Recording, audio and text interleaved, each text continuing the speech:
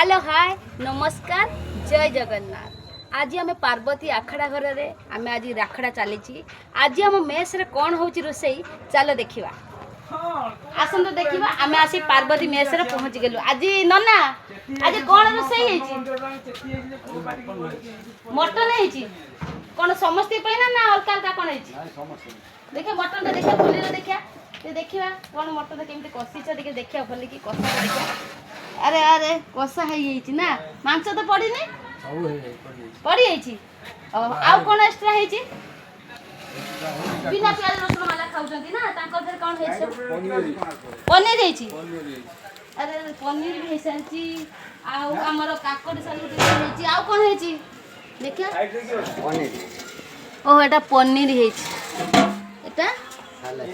salad ये तो भात एटा एटा भी भात एटा पखाड़ रही आ बढ़िया रोसई है कौन नाना मैंने भल रोसई कर